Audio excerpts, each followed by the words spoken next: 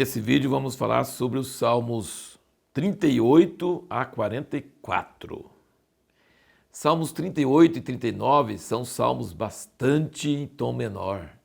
Davi está bem impressionado com o seu pecado, com seus inimigos. Por exemplo, no 38, versículo 1, ele diz: "Ó Senhor, não me repreendes na tua ira, nem me castigues no teu furor." E ele fala no versículo 4, "Pois já as minhas iniquidades submergem a minha cabeça." No capítulo 39 ele diz: "Guardarei os meus caminhos para não pecar com a minha língua, guardarei a minha boca como uma mordaça.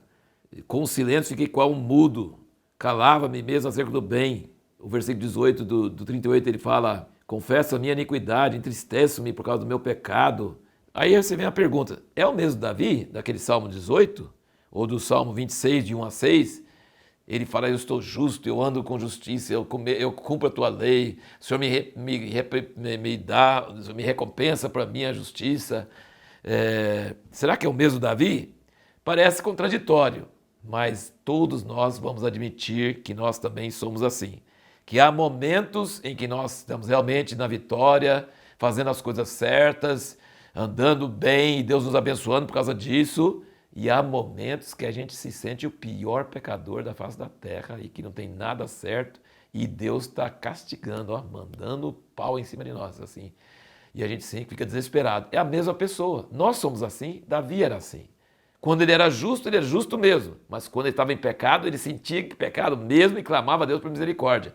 Então esse é o motivo, né, da pergunta que nós fizemos no último vídeo. Por que Davi às vezes proclama sua justiça e outras vezes fala que é pecador? Porque é a realidade, é a verdade. E quem não reconhece isso não está certo, não está sendo honesto. E confessar a Deus resolve, mas só confessar a Deus muitas vezes não resolve. E olha o que Davi está fazendo no Salmo. Ele está confessando seu pecado num Salmo que vai ser publicado no livro mais vendido do mundo, desde a época dele até hoje. Então ele está publicando o pecado dele para Deus e para nós.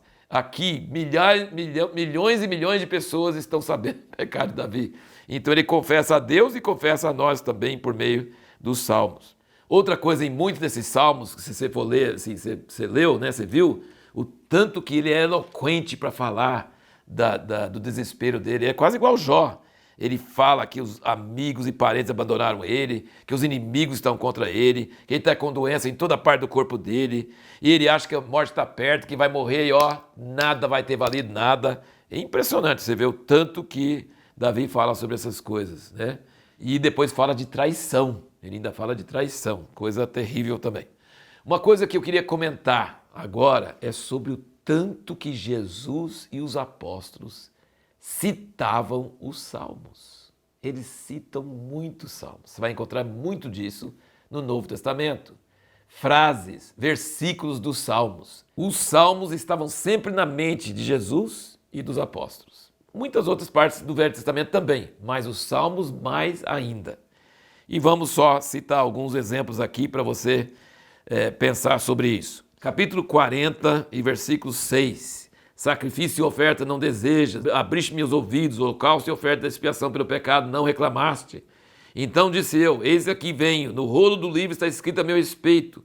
Deleito-me em fazer a tua vontade, ó Deus meu. Sim, a tua lei está dentro do meu coração." Isso aqui é citado em Hebreus, falando sobre Jesus. Capítulo 40, versículo 6 a 8. Capítulo 41, versículo 9. "Até o meu próprio amigo íntimo, em que eu tanto confiava e comia no meu pão, levantou contra mim o seu calcanhar." Falando sobre Judas. Davi está falando sobre alguma outra pessoa, mas aqui é citado no Novo Testamento como referindo a Judas. O capítulo 44, versículo 11. "Entregaste-nos como ovelhas para alimento, nos espalhaste entre as nações." E o versículo 22. "Mas por amor de ti somos entregues à morte o dia todo, somos considerados como ovelhas para o matadouro." Então você percebe que os salmos eram considerados a palavra de Deus e citados por Jesus e pelos apóstolos. Isso significa que nós também não devemos ler os salmos só para nossa edificação espiritual, aprender a orar, adorar, mas nós devemos entender que são a palavra de Deus para nós, uma palavra que nos edifica e nos fala sobre realidades de Deus. No capítulo 41, de versículo 1 a 3, ele fala sobre a generosidade, aquele que ajuda o pobre. O Senhor o guardará, o conservará em vida, será abençoado na terra.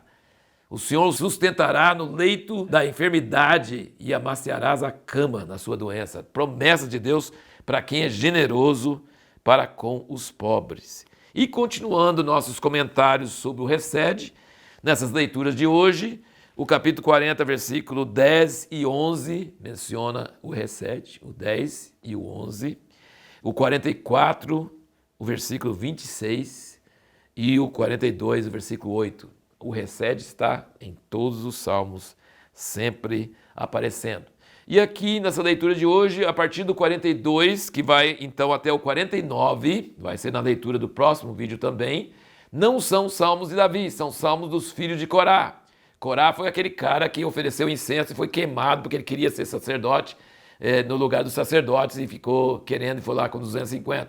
Mas os filhos dele não morreram e os filhos dele se tornaram músicos e compositores de salmos, estão aqui nos salmos. E você vai notar que tem um estilo um pouco diferente do que Davi, mas veja bem duas coisas que você vai notar nos salmos dos filhos de Corá. Você vai notar que eles falam demais, mais do que o Davi ainda, sobre o templo, o Monte Santo, a cidade de Deus, as moradas do Altíssimo. Eles estão falando sobre Sião, Jerusalém, a cidade santa. Eles falam muito sobre o templo e Deus morando ali. E eles falam sobre a grandeza que Deus fez no passado, tirando Israel do Egito, e no governo de Davi e outros, e a situação atual, falando, Deus, restaura o teu povo, nos devolve a glória que nós tínhamos antes. Você vai ver isso bastante no Salmo 44, que é o último salmo da nossa leitura hoje, eles chorando e clamando a Deus para que Ele restaure Israel e faça aquilo que Ele já fez no passado. Muito precioso esses salmos dos filhos de Corá, e você vai perceber que é um pouco diferente o estilo do que os salmos de Davi. E a pergunta que nós vamos responder no próximo vídeo é: quais verdades poderosas do Novo Testamento podemos encontrar nos salmos? Não é todas as verdades que nós vamos falar, mas tem algumas verdades muito grandes que a gente pensa que só tem no Novo Testamento e tem nos salmos. E nós vamos ver na leitura do próximo vídeo.